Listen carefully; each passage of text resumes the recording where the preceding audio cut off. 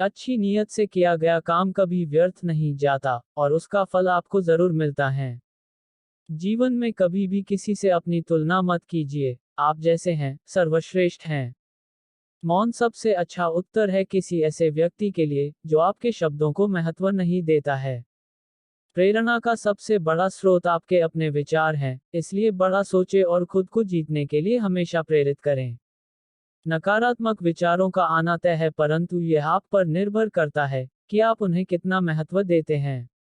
आत्मा किसी काल में भी न जन्म लेता है और न मरता है और न यह एक बार होकर फिर अभाव रूप होने वाला है। आत्मा अजन्मा, नित्य, शाश्वत और पुरातन है। शरीर के नाश होने पर भी इसका नाश नहीं होता।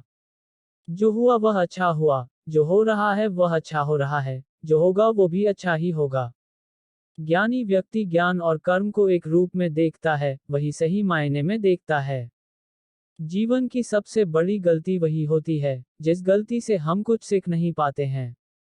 मेरा तेरा, छोटा बड़ा, अपना पराया, मन से मिटा दो, फिर सब तुम्हारा है और तुम सबके हो। मन अशांत है और उसे नियंत्रित करना कठिन है, लेकिन अभ्यास से इसे वश में किया जा सकता है।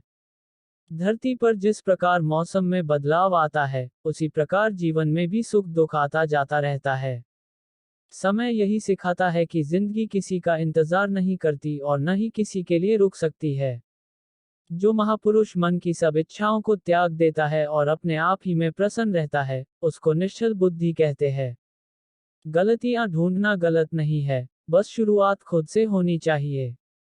जो मनुष्य कर्म में अकर्म और अकर्म में कर्म देखता है, वह सभी मनुष्यों में बुद्धिमान है और सब प्रकार के कर्मों में प्रवृत्त रहकर भी दिव्य स्थिति में रहता है। जो दान बिना सत्कार के कुपात्र को दिया जाता है वह तमस दान कहलाता है। जो जितना अधिक शांत होता है, वो उतनी ही गहराई से अपनी बुद्धि का प्रयोग कर सकता है।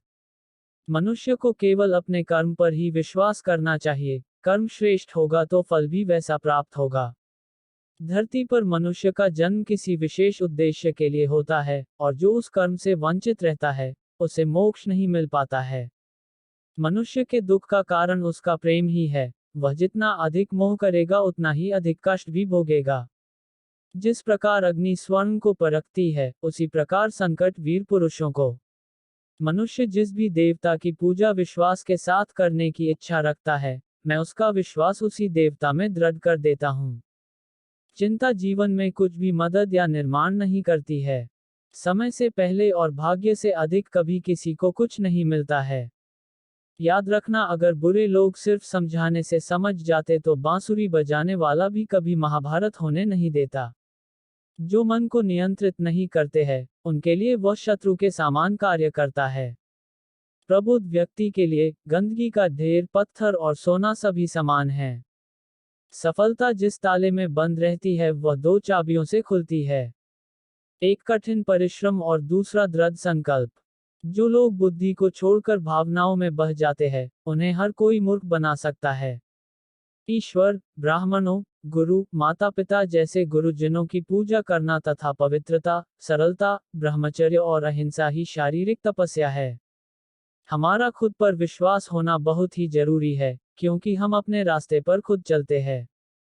आप ही अपना मित्र और आप भी अपना शत्रु है, क्योंकि स्वयं का पतन और उद्धार दोनों आप निर्धारित करते हैं। वक्त कभी भी एक जैसा नहीं रहता है, उन्हें रोना भी पड़ता है, जो बेवजह दूसरों को रुलाते हैं। ये सृष्टि कर्म क्षेत्र है, बिना कर्म किए यहाँ कुछ भी हासिल नहीं हो सकता। समय जब न्याय करता है, तब गवाहों की आवश्यकता नहीं पड़ती है। जो दान कर्तव्य समझकर, बिना किसी संकोच के, किसी जरूरतमंद व्यक्ति को दिया जाए, वह सात्विक माना जाता है। क्रोध आने पर चिल्लाने के लिए ताकत नहीं चाहिए, मगर क्रोध आने पर चुप रहने के लिए खूब ताकत चाहिए होती है। जो बहुत खाता है या कम खाता है, जो ज्यादा सोता है या कम सोता है, वह कभी भी योगी नहीं बन सकता। अगर साफ नियत से मांगा जाए, तो ईश्वर नसीब से बक देता है। जो पुरुष सुख तथा दुख में विचलित नहीं होता और इन दोनों में संभाव रहता है, वह निश्चित रूप से मुक्ति के योग्य है।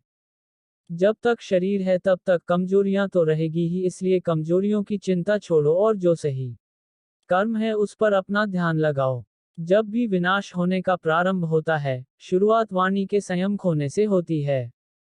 जो विद्वान होते हैं, वो न तो जीवन के लिए और न ही मृत के लिए शोक करते हैं।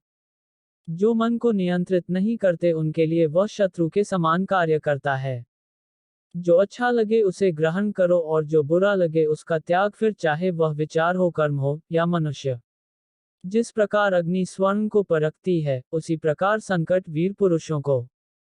चुप रहने से बड़ा कोई जवाब नहीं और माफ कर देने से बड़ी कोई सजा नहीं। बुराई बड़ी हो या छोटी हमेशा विनाश का कारण बनती है, क्योंकि नाव में छेद छोटा हो या बड़ा नाव को डुबा ही देता है।